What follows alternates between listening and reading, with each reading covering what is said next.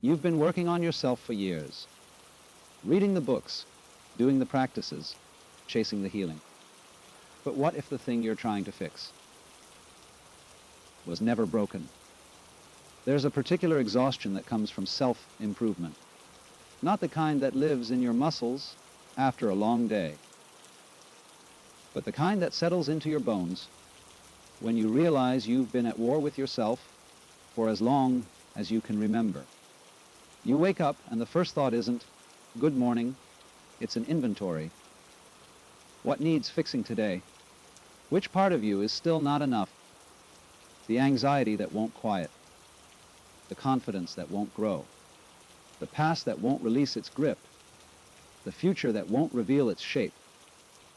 You've become an archaeologist of your own ruins, digging through childhood memories, relationship patterns, moments of shame, trying to find the original wound, the one that, if you could just locate it, understand it, heal it, everything else would fall into place.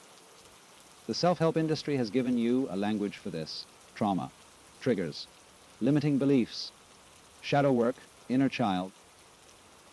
These aren't wrong words, they point to something real. But somewhere along the way, they became a map you couldn't stop following. A treasure hunt where the treasure is a version of yourself that doesn't need treasure hunts anymore. You've attended the workshops, downloaded the meditations, journaled until your hand cramped, and yes, there have been breakthroughs.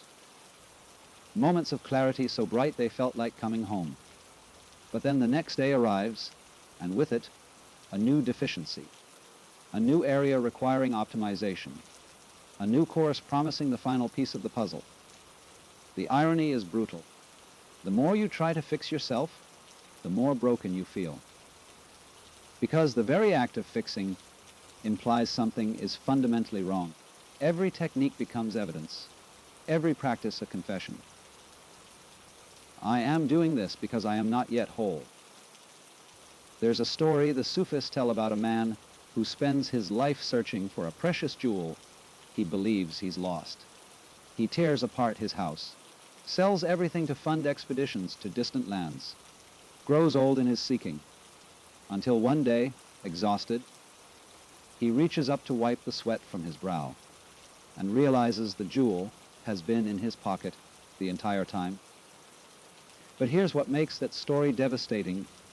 Even after he finds it, even after he laughs at the absurdity of his search, he has to reckon with something harder. All those years, all that energy, all that certainty that he was incomplete. Was any of it necessary? Or was the incompleteness itself the illusion? You've been told that growth requires discomfort, that healing isn't linear, that you have to feel it to heal it. And there's truth in this. But there's also something else happening beneath the surface of all this striving. A belief so fundamental you might not even recognize it as a belief. The conviction that you, as you are right now, are a rough draft. That the real you, the worthy you, the peaceful you, the enlightened you is somewhere in the future, waiting to be assembled from the right combination of insights and practices and breakthroughs.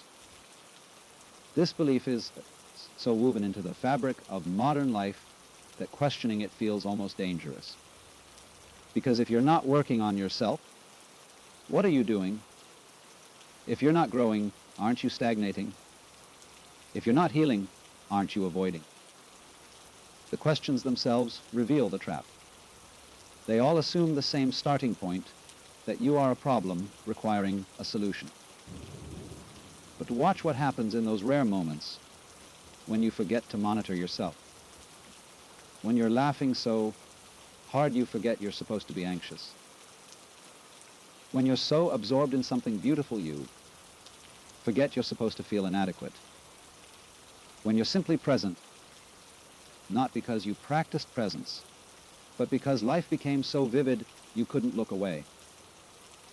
In those moments, where did the broken thing go?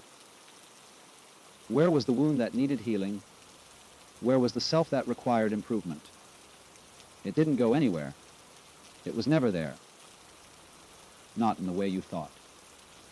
Here's what no one tells you about self-improvement. The self you're trying to improve is largely a fiction, not in a nihilistic way, not in a nothing matters way, but in a much simpler, more direct way. The you that you think needs fixing is mostly a collection of thoughts about yourself.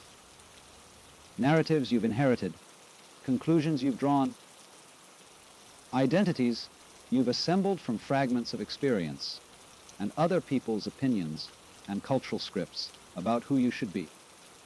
This constructed self, this psychological self-image, is always deficient. It has to be, because it's made of thought, and thought operates in time, and time creates the gap between what is and what should be, between who you are and who you think you should become. The voice in your head that catalogs your flaws, it's not revealing truth. It's creating a problem it can then claim to solve. This is what minds do. They create projects. They generate becoming. They manufacture dissatisfaction and then sell you the cure. But underneath this voice, beneath this constant self-evaluation, something else is happening. You are alive. Right now, breathing, aware, present. Not as a concept, not as a project, but as the simple, undeniable fact of being. This aliveness, this consciousness, that's reading these words, that's aware of being aware, it doesn't need fixing. It can't be fixed, because it was never broken. The teacher asks, "Who were you before you learned your name?" And suddenly, the whole game reveals itself. There's a paradox at the heart of all spiritual seeking, and once you see it, everything changes. You cannot become what you already are. You cannot find what was never lost. You cannot arrive at a destination you never left. But this isn't just philosophical wordplay. This is the actual structure of your suffering.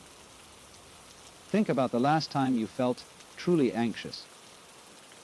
Not just worried, but that full body contraction where your chest tightens and your thoughts spiral. What were you anxious about? Probably the future. Something that might happen. Something you might fail at. Someone who might reject you. Now notice, in order to feel anxious, you had to leave the present moment and travel into an imaginary future. You had to identify with a story about yourself. I am someone who might fail, who might be rejected, and then resist that story with everything you have. The anxiety isn't about the future event. It's about the gap between who you think you are now and who you're afraid you might become. It's about protecting this fragile sense of self from a threat that exists only in thought. This is what the Buddha meant when he said suffering is caused by attachment. Not attachment to things, but attachment to a fixed idea of who you are. The moment you define yourself, I am anxious, I am unlovable, I am broken, you create a prison. Because now you have to maintain that identity or defend against it. You have to either fix it or justify it. Either way, you're trapped. The ego loves self-improvement because self-improvement doesn't threaten the ego.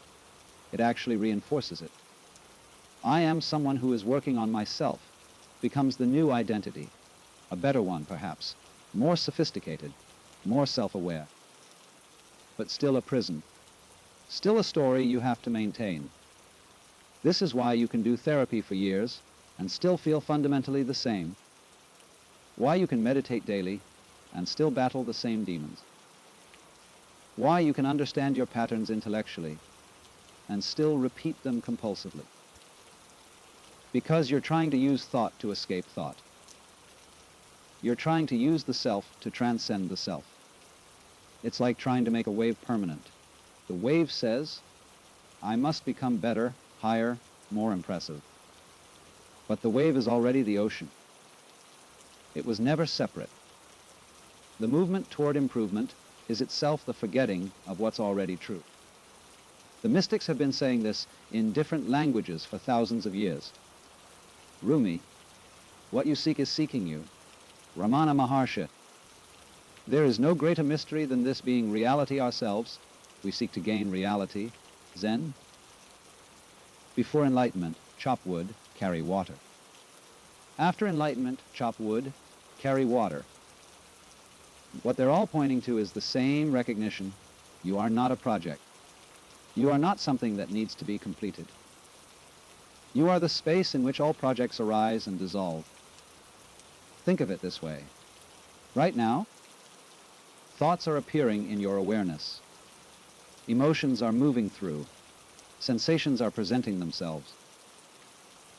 But you, the awareness that knows these thoughts, emotions, and sensations, you're not damaged by them. You're not improved by them. You're simply aware. This awareness doesn't have a self-esteem problem. It doesn't wake up insecure. It doesn't go to bed anxious. It simply is, effortlessly, completely, already whole. Everything you've been trying to fix exists at the level of content thoughts, feelings, memories, identities. But you are not the content. You are the context. You are the space in which all of this appears. When you recognize this not intellectually, but directly in your actual experience, something astonishing happens. The project of self-improvement doesn't just slow down. It loses its foundation, because there's no one there to improve. There's just life happening, consciousness expressing itself, awareness being aware. This doesn't mean you stop growing. It doesn't mean you stop learning or changing or healing. But the quality of it completely transforms. Growth stops being a desperate escape from inadequacy and becomes a natural unfolding, like a tree growing toward light. Not because it hates being a tree, but because that's what trees do. Your mind is probably protesting right now. But what about my actual problems? My trauma is real. My anxiety is real. My pain is real. Are you saying I should just ignore it? No. The pain is real. The trauma is real. The patterns are real. But the interpretation you've layered on top of them, this pain means I'm broken, and I need to fix myself before I can be whole. That interpretation is optional. You can address patterns without identifying as broken. You can heal wounds without making woundedness your identity. You can grow without believing you're currently insufficient. In fact, you can only truly heal when you stop approaching yourself as a problem. Because healing doesn't mean fixing what's broken. Healing means remembering what's whole. A broken bone heals itself. You don't fix it. You create conditions where the body's innate intelligence can do what it already knows how to do. The same is true psychologically. Emotionally, spiritually. You don't need to fix yourself. You need to stop interfering with your own wholeness. So what does this look like practically? How do you live from this recognition? It starts with a simple question, asked in moments of self-judgment. Who is aware of this thought? When the voice in your head says, "You're not good enough," instead of believing it or fighting it, just notice there's a thought appearing. And there's an awareness that knows the thought. Which one are you? The thought claims you're deficient. But the awareness that knows the thought is that awareness deficient. Can awareness itself be inadequate? This isn't about positive thinking. It's about recognizing what you are beneath the thinking. The moment you stop trying to be someone, you discover you already are everything. There's a particular freedom that comes from seeing through the self-improvement trap, and it's not what you'd expect. It's not the freedom of finally being perfect. It's the freedom of realizing perfection was never the point. Most of your life, you've been negotiating. If I can just fix this, then I'll be okay. If I can just achieve that, then I'll be worthy. If I can just understand why I am the way I am, then I'll finally be free. These negotiations are exhausting because they're built on a false premise that your okayness is conditional. That peace is something you earn. That wholeness is something you achieve after sufficient work. But watch what happens when you stop negotiating. When you stop trying to bargain your way into worthiness. When you simply sit with what is, without the compulsion to change it, improve it, or transcend it. At first, it might feel like giving up, like resignation. The mind panics. If I don't keep working on myself, I'll stagnate. I'll become complacent. I'll never change. But something else starts to reveal itself. Beneath the compulsion to improve, there's an engine running. A motor of dissatisfaction that's been humming so long you forgot it was there. And the moment you stop feeding, it stopped giving it problems to solve and projects to pursue something, unexpected happens. Space opens up. Not the kind of space you create through discipline or practice, but the kind of space that was always there, hidden beneath the noise of self-improvement, the space between thoughts, the gap between one moment and the next, the silence that holds all sound. In this space, you start to notice things you were too busy to see before. The way light falls through a window, the texture of your own breath, the strange miracle of being conscious at all. These aren't small things dressed up as profound. They're the actual substance of life, which you've been too distracted to notice, because you were so focused on becoming someone better. Here's what changes. When you stop trying to fix yourself, your relationship with everything becomes more direct. Before, you were experiencing life through the filter of self-evaluation. Every moment was being measured against some internal standard. Is this making me better? Is this serving my growth? Is this aligned with my highest self? These questions aren't wrong, exactly. But they create distance. They turn experience into evidence. They make every moment about you, about your project of becoming.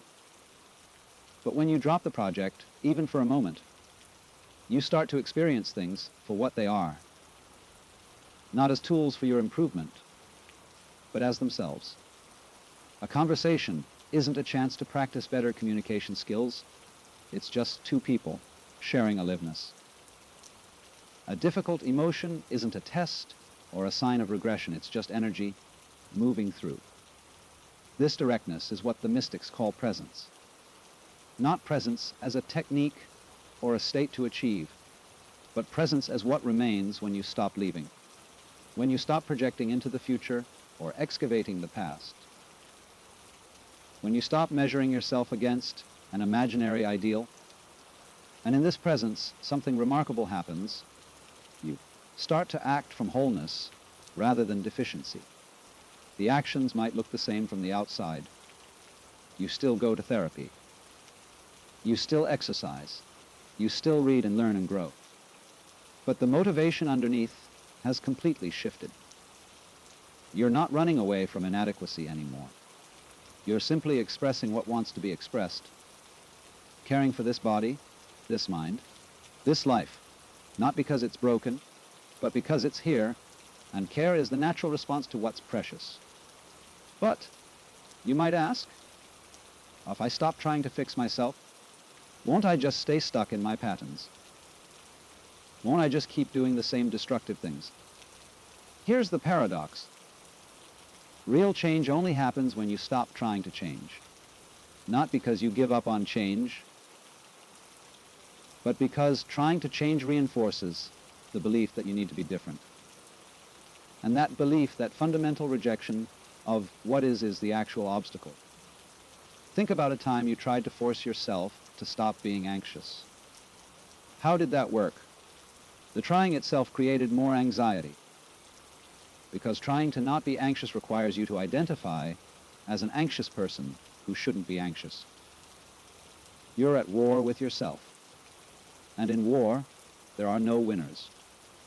But what happens when you stop fighting the anxiety? When you let it be there, fully, without resistance? At first, it might intensify. The mind isn't used to this. It's used to suppression or distraction or analysis. But if you stay present with it, something shifts. The anxiety moves. It changes. Sometimes it dissolves. Sometimes it reveals what it's actually protecting you from. Either way, it's no longer solid. It's no longer your anxiety. It's just energy. Moving through awareness. This is true for all patterns. They persist not because you haven't worked hard enough to change them, but because your effort to change them is reinforcing the identity they're built on. The alcoholic who's constantly trying not to drink is still identifying as an alcoholic. The anxious person who's constantly trying not to be anxious is still identifying as anxious. The identity is the trap. The effort is the chain. But when you see that you are not your patterns, that you are the awareness in which patterns arise, and dissolve the patterns, lose their grip, not because you've defeated them, but because you've stopped giving them a solid self to attach to. This doesn't mean you become passive. It means you become responsive instead of reactive. You act from clarity instead of compulsion. You change not because you hate what you are, but because you love what wants to emerge. A seed doesn't become a tree by hating being a seed. It becomes a tree by responding to light, to moisture, to soil, by being fully what it is at each stage, by trusting the intelligence that already knows how to grow. You are no different. The longest journey you'll ever take is from your head to your heart. And the deepest truth you'll ever find is that you never left home. There's a moment that comes to every seeker eventually. It might come after decades of practice, or it might come tomorrow, but it comes. The moment when you realize you've been seeking yourself in the wrong place. You've been looking for peace in future circumstances, for worth in achievements, for love in validation, for wholeness in healing, and none of it worked. Not because you didn't try hard enough, not because you chose the wrong path, but because you were looking for something outside yourself that only exists inside. No, that's not quite right either. It's not inside or outside. It's not here or there. It's closer than close. It's what you are before you think about what you are. Think about everything you've done in the name of self-improvement. The therapy sessions where you excavated your past. The meditation retreats where you sat with your demons. The books that promised transformation. The workshops that guaranteed breakthrough. The mornings you woke up determined to be different, and the nights you went to bed disappointed. You were still the same. None of it was wasted, but none of it was necessary either. It was all the ocean playing at being a wave, forgetting itself so thoroughly it could experience the joy of remembering. You had to believe you were broken so you could discover you were whole.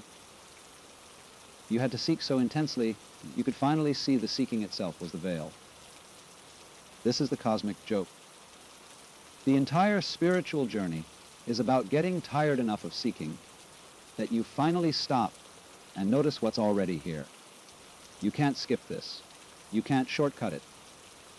The mind has to exhaust itself on every strategy, every technique, every promise of future liberation before it finally sees liberation isn't in the future. It's in the stopping. When you stop trying to fix yourself, life becomes astonishingly simple. Not easy simplicity and ease aren't the same thing, but simple, direct, real. You hurt when you hurt without making it mean something's wrong with you. You feel joy when you feel joy without needing it to last forever. You change when you change without forcing it. You're still when you're still without judging it as stagnation.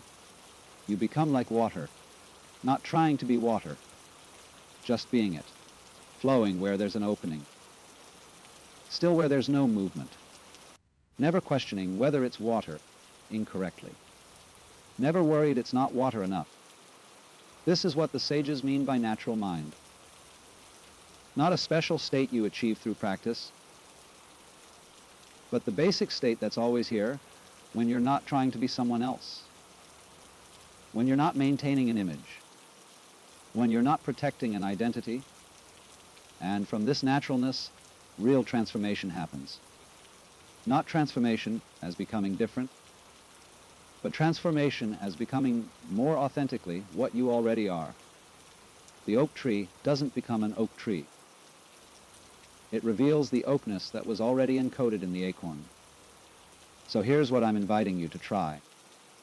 Not as another practice to add to your collection, not as a new technique for self-improvement, but as an experiment in seeing.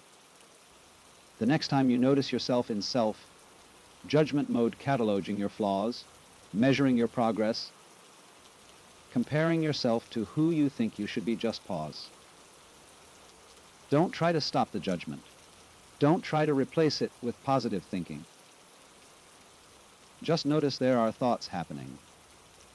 And there is an awareness that knows these thoughts are happening. Rest as that awareness, even for just a breath. Just notice what it's like to be the space in which thoughts arise, rather than the thoughts themselves. You might notice that the awareness itself isn't judging. It's not worried about your progress. It's not concerned with your flaws. It's simply aware, spacious, allowing, complete. This is what you are beneath the story. This is what's never been broken. This is what doesn't need fixing. Imagine putting down a heavy backpack you've been carrying for years. At first, you don't even realize how heavy it was because you got so used to the weight. But the moment you set it down, your whole body sighs with relief. This is what happens when you stop trying to fix yourself. The project you've been carrying, the endless work of becoming someone better, you get to put it down. Not forever, necessarily. Maybe you'll pick up some of it again. Maybe there are genuine practices that serve you, genuine work that needs doing. But you'll pick them up differently, lightly, playfully, without the desperate grip of someone trying to save themselves from themselves. Here's what I want you to hear beneath all these words. You are not a problem waiting for a solution. You are not a broken thing that needs fixing. You are not incomplete, insufficient, or fundamentally flawed. You are life itself, briefly taking form. Consciousness temporarily pretending to be a person. The universe waking up to itself through these eyes, this breath, this moment. Everything you've been seeking is already here. It's been here all along, not hidden in some future state of enlightenment, but present in the simple, undeniable fact of being aware right now. The spiritual search ends not when you find what you're looking for, but when you realize you are what you've been looking for. So stop trying to fix yourself, not because you don't need growth or healing or change, but because the one who thinks they need fixing is the illusion, and the one who's already whole is the truth. Rest here, in this knowing, in this simple, effortless being. You're already home. You've always been home. Welcome back.